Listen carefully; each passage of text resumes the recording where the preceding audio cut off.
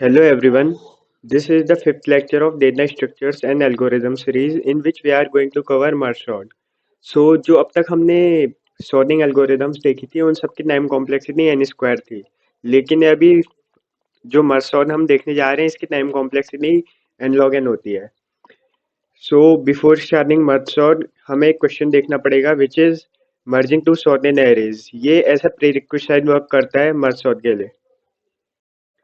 So now let us see merging of two sorted arrays. In this we are given a couple of arrays. As you can see these both are in increasing fashion. तो इसमें हमें करना क्या है, हमें इन दोनों arrays को एक तीसरी array में merge करना है और जो तीसरी array merge करने के बाद बनेगी वो भी increasing fashion की होनी चाहिए.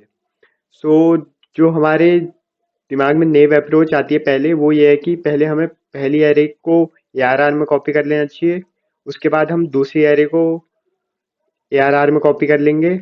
अब हम ये देख रहे हैं कि हमने मर्ज तो कर दिया है लेकिन ये सॉर्टेड नहीं है अभी, तो हम क्या करेंगे, कोई भी सॉर्टिंग एल्गोरिदम लगाएंगे और इसे सॉर्ट कर देंगे. तो हमें अपना जो आंसर जो हमें चाहिए था वो मिल चुका है, लेकिन जो इसकी टाइम कॉम्प्लेक्सिटी है वो बहुत जाएगी. पहले हमने क्या करा, स्टेप वन में हमने पहले ARR1 के एलिमेंट को कॉपी करा ARR में, तो इसमें हमारी जो टाइम कॉम्प्लेक्सिटी आएगी वो हो जाएगी big of n, where n is the size of ARR1. उसके बाद सेकंड स्टेप में हमने सेकंड एरे को कॉपी करा ARR में. अगर ARR2 का साइज मान लो m है तो जो इसकी टाइम कॉम्प्लेक्सिटी जाएगी वो जाएगी बिग ऑफ m. तो अब तक कितनी हो चुकी है, big of n plus big of m. तो अब जब हम तीसरे स्टेप में जाएंगे, ये मेन स्टेप है जहां हम सॉर्टिंग लगा दे रहे हैं. अब जो आपने अब तक सॉर्टिंग एल्गोरिदम्स पढ़ी हैं वो काम करती हैं n स्क्वायर्स में, लेकिन जो आगे पढ़ेंगे, जो अभी पढ़ने जा रहे हैं वो भी होती है n log n में. तो अगर स्टेप 3 की मान लो कि time complexity n log n जा रही है मिनिमम सॉर्ट करने के लिए, तो आपका जो ओवरऑल टाइम कॉम्प्लेक्सिटी जा रही है मर्ज करने के लिए वो है big of n log n. तो ये बिल्कुल भी अच्छी टाइम कॉम्प्लेक्सिटी नहीं है. इस क्वेश्चन को हम big of n plus m में भी सॉल्व करते हैं. तो जो हमने अपनी लास्ट अप्रोच देखी थी मर्जिंग की वो जा रही थी n log n में, where n is the size of array जो हमें मर्ज करने के बाद मिल रही थी. लेकिन हम इसको कम कर सकते हैं big of n plus m में, जो कि एक लीनियर सोल्यूशन है. तो इसके लिए हम क्या करेंगे, हम इन दोनों एरेज में देखेंगे कि जो मिनिमम एलिमेंट है वो जीरोथ इंडेक्स पे है, क्योंकि जो हमें दो एरेज दिए हैं वो इंक्रीजिंग फैशन में है, मतलब असेंडिंग ऑर्डर में है. तो जो हमें अपनी रिजल्टेंट एरे के लिए जो हमें मिनिमम एलिमेंट चाहिए वो या तो लिस्ट वन की जीरोथ इंडेक्स पे होगा या सेकंड लिस्ट की जीरोथ इंडेक्स पे होगा. तो हम इन दोनों पे एक एक वेरिएबल लगाएंगे, करंट वन और करंट टू रिस्पेक्टिवली, और हम इन दोनों को कंपेयर करेंगे. इन दोनों में से जो मिनिमम होगा वो हम अपने आंसर वाले एरे में डाल देंगे. जैसे कि for example in this case 10 minimum है, तो अब हम यहाँ 10 को अपने आंसर वाली एरे में डाल देंगे और करेंट को एक आगे इंक्रीमेंट कर देंगे, क्योंकि अब हमने 10 को यूज कर लिया है. तो अब हम उसके अगले वाले एलिमेंट्स को कंपेयर करेंगे. तो अब हमें जो एलिमेंट चाहिए उस फर्स्ट इंडेक्स के लिए चाहिए, क्योंकि जीरोथ इंडेक्स पे अब हमें अपना एलिमेंट मिल गया है. अब फर्स्ट इंडेक्स पे हमें सेकंड मिनिमम एलिमेंट चाहिए. तो सेकंड मिनिमम एलिमेंट कौन सा होगा, या तो जिसको करंट 1 पॉइंट कर रहा है या फिर जिसको करंट 2 पॉइंट कर रहा है. अब हम इन दोनों को कंपेयर करेंगे. तो इन दोनों में से मिनिमम 17 है, तो हम 17 को first index of our answer array में इंसर्ट कर देंगे और करंट 2 को इंक्रीज कर देंगे, क्योंकि अब हमने 17 को यूज कर लिया है. अब हम उसके आगे वाले एलिमेंट को यूज करेंगे. अब हम अपने सेकंड इंडेक्स के लिए करंट वन की जो नई वैल्यू है जिसको पॉइंट कर रहा है उसको कंपेयर करेंगे करंट टू जिसको पॉइंट कर रहा है उसके साथ. इन दिस केस यहाँ पर 21 मिनिमम है इन दोनों में, तो अब हम 21 अपने आंसर एरे के सेकंड इंडेक्स पे डाल देंगे और ऐसे ही हम कंपेयर करते रहेंगे और अपने आंसर में डालते रहेंगे जब तक हमारे या तो करंट वन या फिर करंट टू अपने एंडिंग इंडेक्स पे ना पहुंच जाए. नाउ वी कैन सी जो हमारा करंट वन है वो अपने एंडिंग इंडेक्स पे पहुंच गया है. तो अब हम करंट वन और करंट टू के एलिमेंट को कंपेयर नहीं कर सकते, क्योंकि करंट वन किसी को पॉइंट कर ही नहीं रहा है अब. तो अब हम क्या करेंगे, अगर करंट वन अपने एंडिंग इस इंडेक्स पे पहुंच गया है तो हम जो दूसरी एरे है उसके बाकी बचे हुए एलिमेंट को सीधे कॉपी कर देंगे. यहाँ पर हमारे दो एलिमेंट बचे हैं, तो इन दोनों को हम यहाँ सीधे अपनी आंसर वाली एरे में कॉपी कर देंगे. अगर यही अपोजिट केस होता, मान लो पहले करंट टू अपने एंडिंग इंडेक्स पे जाता और करंट वन मान लो 57 पे ही रुका रहता, तो तब हम पूरी बची हुई एरे वन यहाँ से यहाँ तक पूरे 4 एलिमेंट सीधे इस पे कॉपी कर लेते अपने आंसर वाली एरे पे. तो इसका अब हम प्रोग्राम देख लेते हैं. तो यहाँ पर मैंने दो एरे ले रखी हैं और उनके जो साइज है वो n और m में स्टोर करा दिए। फर्स्ट एरे का साइज 8 है और सेकंड एरे का साइज 6 है। तो अब हमें क्या करना है, हमें एक तीसरी एरे बनानी पड़ेगी जिसमें हम मर्ज करके एलिमेंट को डाल सकें। तो इसका साइज होगा n+m। अब हमें क्या करना है, हम इनिशियली हमें तीन वेरिएबल चाहिए थे एल्गोरिदम में, तो और इन तीनों की वैल्यू शुरू में जीरो रहेगी ताकि ये अपने अपने एरे के जीरोथ इंडेक्स को पॉइंट कर सकें। तो एक हम तीन वेरिएबल बना लेते हैं, current1, current, और इन तीनों को हम जीरो से इनिशियलाइज कर देंगे। अब इसके बाद हमें क्या करना था, हमें इन दो एलिमेंट को बार बार कंपेयर कराना था और इनको इंक्रीमेंट कराना था। तो इसके लिए हमें व्हाइल लूप चाहिए होगा। लेकिन इसमें कंडीशन क्या लिखनी थी, मैंने आपको बताया था जब तक current1 अपने एरे के बाउंड के बाहर ना चले जाए, या जो current2 है वो अपने एरे के बाउंड के बाहर ना चले जाए, तब तक हमें ये लूप चलाना है। तो हम व्हाइल के अंदर कंडीशन लिखेंगे जब तक current1 लेस रहे array of size of first array के, जो यहाँ पे n है, और जो current2 है वो लेस देन रहे साइज ऑफ सेकेंड एरे की, जो यहाँ पर m है। इसके बाद हमें कंडीशन लिखनी पड़ेगी क्योंकि हमें चेक करना है कि इन दोनों में से स्मॉलर एलिमेंट कौन सा है। तो अब हम एक कंडीशन लिखेंगे, इफ जो पहली एरे का current1 इंडेक्स पे जो एलिमेंट है वो अगर लेस देन हुआ सेकेंड एरे के current2 के इंडेक्स के, तो हमें क्या करना है। इस केस में देखो ये स्मॉलर है, पहली एरे का current1 वाला इंडेक्स, तो हमें इस स्मॉलर एलिमेंट को अपने आंसर वाले एरे पे स्टोर करना है। तो हम क्या करेंगे, आंसर वाला एरे क्या था हमारा, ARR, और ARR में जो इंडेक्स था हमारा वो था current3। तो हम क्या करेंगे, ARR के current3 के इंडेक्स पे जो स्मॉलर वाला एलिमेंट था, जो यहाँ पर ARR1 का current1 है, इसको कॉपी करा देंगे।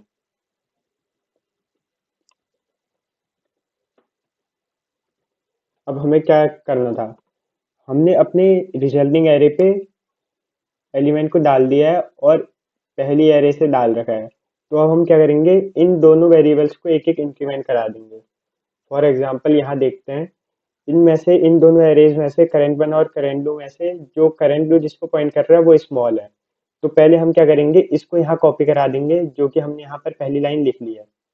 इसके बाद हम क्या कराएंगे, हमें जिस एरे से हमने कॉपी करवा रखा है उसको एक आगे इंक्रीमेंट कराएंगे, ताकि जो हमने एक यूज कर लिया है जो एलिमेंट वो अब पीछे चले जाए और हम अगला एलिमेंट यूज कर सकें।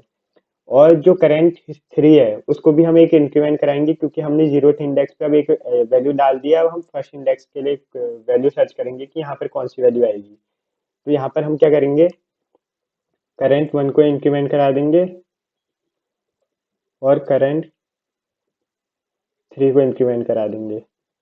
ये हो गया पहला केस। और दूसरा केस क्या बनेगा, उसके लिए हम एल्स कर देंगे। दूसरा केस ये बनेगा कि जो सेकंड एरे का एलिमेंट है वो स्मॉल रहे, तो उसको लिखने की जरूरत नहीं है, वो एल्स में खुद ही आ जाएगा। तो उस केस में क्या करेंगे, हम जो अपनी रिजल्टिंग एरे है उसके current3 इंडेक्स पे सेकंड एरे का current2 पे जो वैल्यू पड़ा है उसको हम सीधे अपनी आंसर वाली एरे पे कॉपी करा देंगे। और यहाँ पर जो दो वेरिएबल इंक्रीमेंट होंगे वो current2 होगा, क्योंकि इस बार हमने जो वैल्यू कॉपी कराई है वो सेकंड एरे से कॉपी करा रखी है। तो इसमें current2 का इंडेक्स इंक्रीज होगा और current3 तो होना ही इंक्रीज ही है। तो ये हमारा पहला व्हाइल लूप पूरा हो गया। तो हमारा पहला व्हाइल लूप कब तक चलेगा, जब तक या तो current1 बाउंड के बाहर ना चले जाए या current2 बाउंड के बाहर ना चले जाए। तो हम ये देखते हैं कब तक रहेगा इस एग्जाम्पल पे। तो इस केस में यहाँ पर current2 बाउंड के बाहर चले गया है। अब हमें क्या करना है, जो बाकी current1 अभी बाउंड के अंदर ही है और हमारी एरे अभी कंप्लीट नहीं हुई है जो मर्जिंग के बाद बननी है। तो अब हम क्या करेंगे, जो बाकी बची हुई एरे 1 है उसको हम सेम यहाँ से सीधे यहाँ कॉपी कर देंगे। तो इसके लिए हमें एक व्हाइल लूप और लिखना पड़ेगा। और ये व्हाइल लूप कब तक रहेगा, जब तक हमारा current1 अपने इंडेक्स अपने एरे के बाउंड के अंदर है। तो while current one is less than n, तो हम क्या करेंगे, जो हमारा आंसर वाला एरे है उसमें सीधे इस एरे वन के एलिमेंट को कॉपी करा देंगे और करंट वन को इंक्रीमेंट कराएंगे और करंट थ्री को इंक्रीमेंट कराएंगे। तो ARR के करंट थ्री पे ARR वन के करंट वन को कॉपी कराएंगे और इन दोनों वेरिएबल को इंक्रीमेंट भी कर देंगे।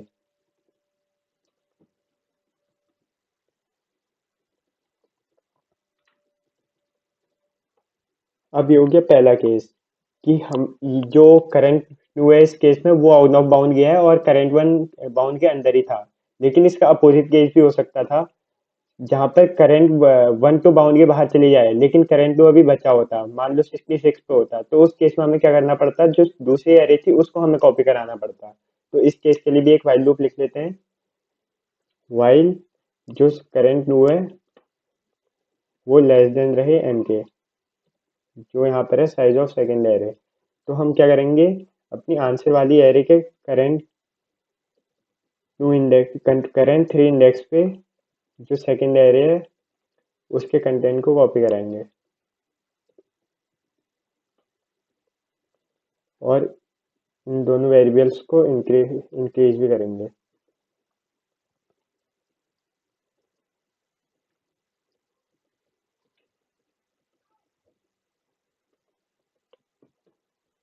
तो यहाँ पर हमारा जो मर्जिंग का ये प्रोग्राम है खत्म होता है। ये देखने में भले ही थोड़ा सा लंबा लग रहा होगा, थोड़ा सा मुश्किल भी लग रहा होगा, लेकिन ये है बहुत आसान। एक बार आप समझ गए तो इसके लिए आप ये जो मैंने इसका लिंक, ये वेबसाइट का लिंक मैं आपको डिस्क्रिप्शन में दे दूंगा, इसकी आप हेल्प ले सकते हैं। आप इसके ट्रांजिशन को देख के समझ सकते हैं कि ये एल्गोरिदम कैसे वर्क करती है और ये प्रोग्राम बहुत इजी है लिखना, एक बार आप समझ गए तो। इसको एक बार चेक भी कर लेते हैं, कहीं पर स्पेलिंग मिस्टेक हो सकती है जिसकी वजह से कंपाइलेशन एरर हो सकता है। तो हम जो अपनी रिजल्टेंट एरे है उसको एक बार प्रिंट करा के देख लेते हैं। I equal zero, I less than N plus M, क्योंकि यहाँ पर जो हमारी नई एरे बनेगी उसका साइज एन प्लस एम हो जाएगा। और आई को इंक्रीमेंट कराएंगे और प्रिंट करा देंगे ARR आई, और बीच में एक स्पेस दे देंगे ताकि एलिमेंट के बीच में हमें गैप दिख सके। तो अब हम इसे रन करा के देखते हैं। तो वही थोड़ी सी कनेक्शन प्रॉब्लम आ गई थी, इसको अब रन करके देखते हैं। एरर, अच्छा एरे को डिक्लेयर करते समय यहाँ स्क्वायर ब्रैकेट लगाना भूल गए हैं। इसको अब रन करके देखते हैं। तो हमारा प्रोग्राम सही चल रहा है और हमने big of N plus N में दो एरे को मर्ज करना सीख लिया है। कईयों को ये प्रोग्राम थोड़ा लंबा लग रहा होगा, लेकिन ये जितना लंबा दिख रहा है उतना ही इजी भी है। तो एक बार इसे ड्राई रन करके पूरा अच्छी तरह समझ लो, खुद एक बार प्रोग्राम खुद भी लिख के देख लो तो अच्छी तरह समझ में आ जाएगा। अब इसका यूज करके हम मर्ज सॉर्ट कैसे बना सकते हैं वो हम अब देखते हैं। तो अब बात आती है मर्ज सॉर्ट की। तो जो मर्ज सॉर्ट है एक रिकर्सिव एल्गोरिदम होती है जो रिकर्जन का यूज करते हैं एरे को सॉर्ट करने के लिए। और जो मर्ज सॉर्ट होती है यूज करती है डिवाइड एंड कॉन्कर एल्गोरिदम का। इसमें हम क्या करते हैं, हम एक बड़ी प्रॉब्लम को लेते हैं, उसको स्मॉलर प्रॉब्लम में ब्रेक करते हैं और स्मॉलर प्रॉब्लम में ब्रेक करने के बाद उसको सॉल्व करते हैं जिससे कि वो हमें इजी पड़े सॉल्व करना। फॉर एग्जाम्पल यहाँ हमने एक एरे विजुअलाइज करने के लिए कि एक एरे ले रखा है, मान लो ये 8 साइज का एरे है। अब हमें इसमें मर्ज सॉर्ट लगाना है डिवाइड एंड कॉन्कर का यूज करके। तो हम क्या करेंगे, इस बड़ी 8 साइज की एरे को हाफ से डिवाइड कर देंगे और 4 साइज की दो एरे बना लेंगे। ये हमने एक दो एरे बना ली, एक लेफ्ट हाफ एक राइट हाफ। ये शुरू के 4 एलिमेंट लेफ्ट साइड आ गए और बाकी के 4 राइट साइड आ गए। अब जो हमारा लेफ्ट साइड एक 4 साइज का एरे बना है, हम इसको भी और ब्रेक कर देंगे दो पेयर में।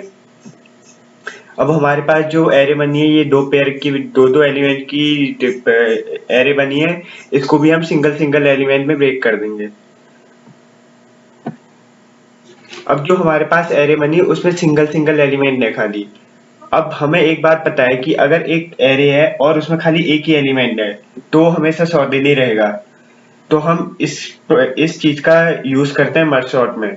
अभी हमने थोड़ी देर पहले देखा था कि हमें मर्ज दो सॉर्टेड एरे गिवन है, तो हम उन दोनों को मर्ज कैसे करेंगे ताकि जो रिजल्टिंग एरे होगा वो भी सॉर्ट रहे। तो उसके लिए जो हमने अभी प्रोग्राम देखा था वो यूज करना पड़ेगा।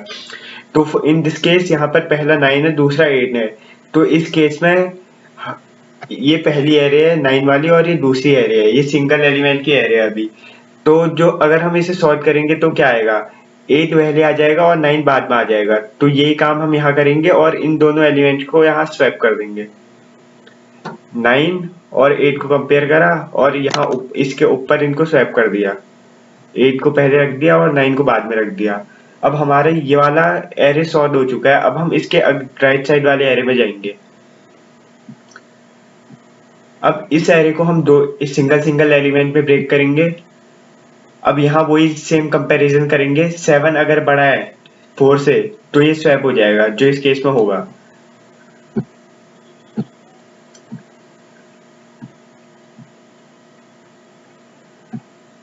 तो ये हमारा जो दो एरे आई है दो साइज की, ये हमारे शॉर्ट एरे हैं। अब हम इन दोनों में मर्ज का कॉन्सेप्ट यूज करेंगे। अब ये दो जो शॉर्ट एरे हैं, इन दोनों की हेल्प से हम एक 4 साइज का एरे बनाएंगे जो ये ऊपर वाला है, और इसको हम शॉर्ट ऑर्डर में लिखेंगे।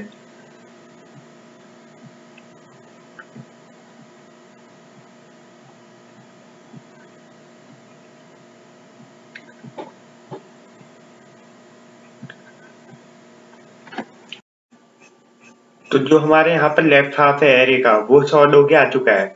अब हमने काम लेफ्ट साइड में करा है वही सेम काम हमें राइट साइड भी करना पड़ेगा। हम जो राइट साइड के एरे है उसको अब दो दो हाफ में ब्रेक करेंगे। उसको भी जो ब्रेक होके आ रही है उसको भी अब दो हाफ में ब्रेक करेंगे। ये सिंगल सिंगल एलिमेंट की एरे बन गई है। अब इन दोनों को कंपेयर करके सेव कराएंगे अगर ये अपनी करेक्ट पोजीशन पे नहीं है। लेकिन यहाँ पर ये करेक्ट पोजीशन में है तो ये स्वैप नहीं होगा। यहाँ 5 अपनी जगह पे रहेगा और 6 अपनी जगह पे रहेगा।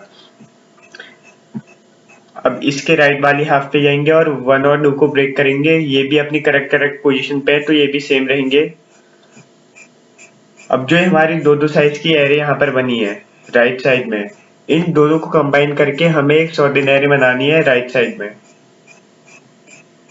तो जो हमने अभी थोड़ी देर पहले वही मर्ज वाला लॉजिक देखा था ये उसी से हो जाएगा।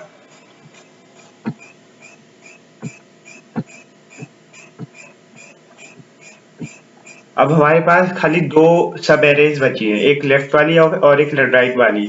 आप देख रहे होगे कि जो लेफ्ट वाली है ये भी सॉर्ट होके आ रखी है और जो राइट वाली है ये भी सॉर्ट होके आ रखी है। अब इन दोनों एरेज को हमें मर्ज करना है ताकि जो हमारी रिजल्टिंग मेन एरे है वो भी सॉर्ट हो सके। तो अब हम इसमें जो हमने वही कॉन्सेप्ट सीखा था अभी मर्ज टू सॉर्टेड एरेज वाला, वही कॉन्सेप्ट लगाएंगे और हमें लास्ट में अपनी सॉर्टेड एरे मिल जाएगी।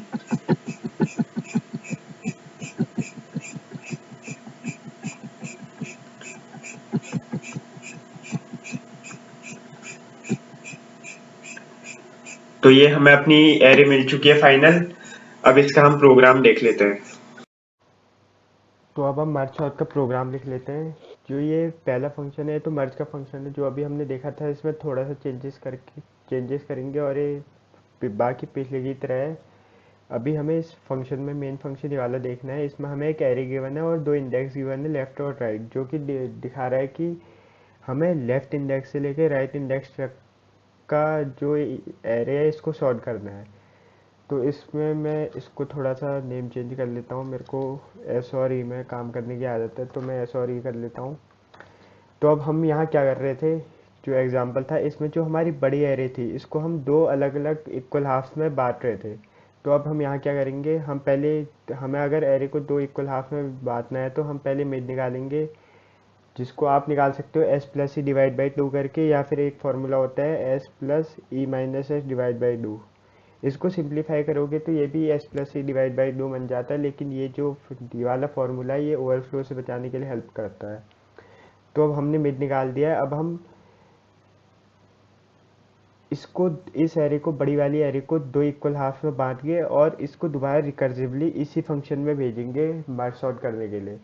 तो हम क्या करेंगे, मर्ज सॉर्ट को रिकर्सिवली कॉल करेंगे फॉर ए आर आर, कहाँ से, स्टार्ट से लेके मिड तक का।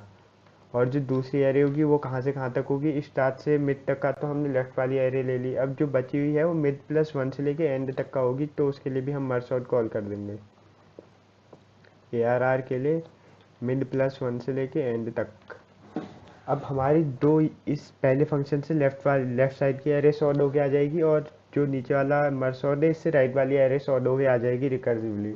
अब हमें इन दोनों सॉर्टेड एरे को मर्ज करना पड़ेगा। तो मर्ज करने के लिए ये फंक्शन हम पूरा करेंगे। तो इसमें क्या क्या मांग रहे हैं, आर आर मांग रहा है, एल मांग रहा है, मिड की वैल्यू मांग रहा है और राइट मांग रहा है। तो हम क्या क्या भेजेंगे, ए आर आर भेजेंगे, स्टार्ट की वैल्यू, मिड की वैल्यू और एंड की वैल्यू। तो ये हमारा फंक्शन लगभग पूरा हो गया है, बस एक बेस केस की ज़रूरत है क्योंकि ये रिकर्जन है तो इसमें बिना बेस केस के नहीं चलेगा। तो ये हमने इसमें देखो बेस केस क्या था, इसको हमने इसका रिकर्जन जो फंक्शन कॉलिंग थी ये कब रोकी थी, जब हमारा एरे में सिर्फ एक सिंगल एलिमेंट बचा था। तो जब सिंगल एलिमेंट बचता है तो यहाँ पर जो स्टार्ट की भी वैल्यू होगी वो सेम होगी एंड की वैल्यू के। यहाँ पर एस भी ज़ीरो है और ई की वैल्यू भी ज़ीरो रहेगी क्योंकि इस एरे में सिंगल एलिमेंट है। तो ये हमारा बेस केस हो जाएगा जब हमारा एंड मोर देन इक्वल हो जाए, स्टार्ट मोर देन इक्वल हो जाए एंड के। देखो अगर स्टार्ट एंड के राइट साइड चले गया, मतलब स्टार्ट बड़ा हो गया एंड की वैल्यू से, तो ये पॉसिबल नहीं है। तो इस केस में भी हम रिटर्न कर देंगे, और इक्वल का तो अभी बता ही दिया मैंने। तो ये हमारा मर्ज सॉर्ट का फंक्शन कंप्लीट हो गया रिकर्सिव वाला। अब हमें ये मर्ज फंक्शन को पूरा करना है। तो मर्ज फंक्शन को पूरा करने के लिए पहले हमें दो एरे बनानी पड़ेंगी ताकि हम उन दो एरे को मर्ज कर सकें। तो जो पहली एरे की लेंथ होगी उसके लिए हम एक वेरिएबल ले लेते हैं लेन वन। तो जो पहली एरे की लेंथ होगी वो क्या होगी, mid minus L plus one. तो इसको पहले मिड कर लेते हैं, थोड़ा नाम चेंज कर लेते हैं, एल को एस कर लेते हैं, आर को ई कर लेते हैं। तो लेंथ वन की वैल्यू क्या होगी, mid minus star plus one. ये पहले एरे की लेंथ होगी जो लेफ्ट वाली एरे बनेगी हमारी, और जो दूसरी एरे बनेगी वो बनेगी length two equal end minus mid. ये जो दो लेंथ की एरे बनेंगी हमारी। अब ये जो दो एरे बनेंगी इन दो एरे को बना भी लेते हैं। जो हमने ब्रेक करके जो दो एरे बना रखी हैं इनको बना रहे हैं हम। ये जो बड़ी एरे है इसको हम ब्रेक करके एक पहली एरे लेफ्ट में बना रहे हैं, एक दूसरी एरे राइट में बना रहे हैं। तो ये एरे को बना लेते हैं। तो पहली array A R R one को हम न्यू करके एक डायनेमिक मेमोरी एलोकेशन से एरे बना लेते हैं इंटीजर टाइप की, इसका साइज होगा लेन वन। और सिमिलरली दूसरा एरे बना लेते हैं टू लेंथ का। तो ये हमने दो एरे बना लिए। अब इन दो एरे में हमें जो कंटेंट है ए आर आर का ये कॉपी करना पड़ेगा। जो ए आर आर के शुरू के जीरो से लेके मिड तक का एलिमेंट जितने होंगे वो पहले एरे में कॉपी होंगे, और मिड के बाद के जितने एलिमेंट है वो दूसरे एरे में कॉपी होंगे। तो हम क्या करेंगे, फॉर लूप लगाएंगे आई जीरो से लेके आई लेस देन लेंथ वन तक का, और आई को इंक्रीमेंट करेंगे। और जो हमारी नई एरे अभी अभी हमने बनाई है उसके ith इंडेक्स पे हम डालेंगे ए आर आर का के इंडेक्स, और के को प्लस करते रहेंगे। के को अभी हमने इनिशलाइज नहीं करा है तो इसको इनिशलाइज कर देते हैं एस से। S is the beginning of the array, starting index of the array. अब हम यहाँ पर दूसरी एरे को कॉपी कर लेते हैं less than len two i plus plus second array के ith इंडेक्स पे ए आर आर का के इंडेक्स का एलिमेंट। अब ये हमने दो एरे कॉपी कर लिए। जो ये ए आर आर वन है और ए आर आर टू है ये हमारी दो सॉर्टेड एरे हैं।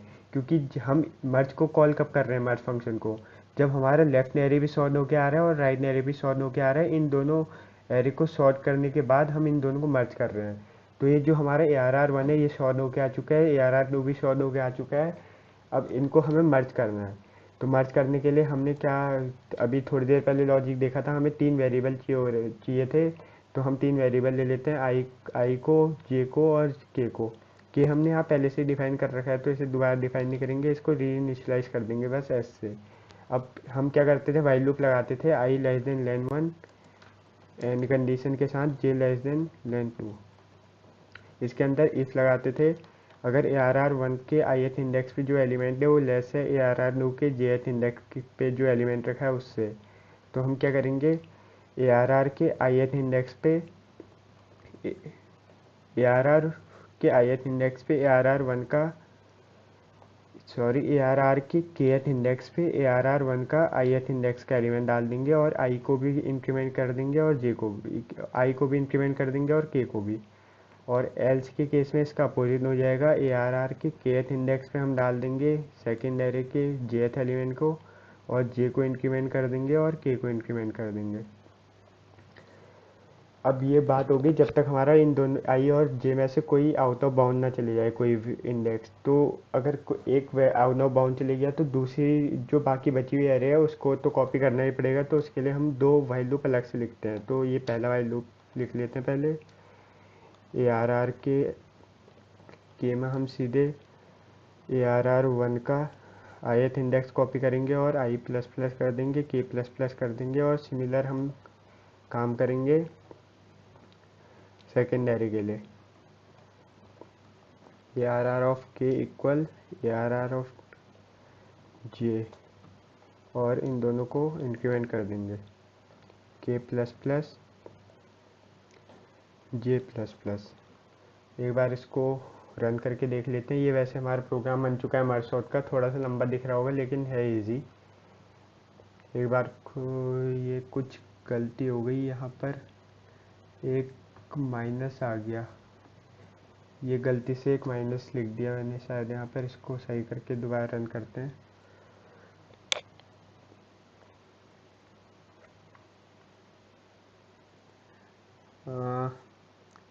यहाँ इंटीजर पूरा नहीं लिखा मैंने, एक रह गया।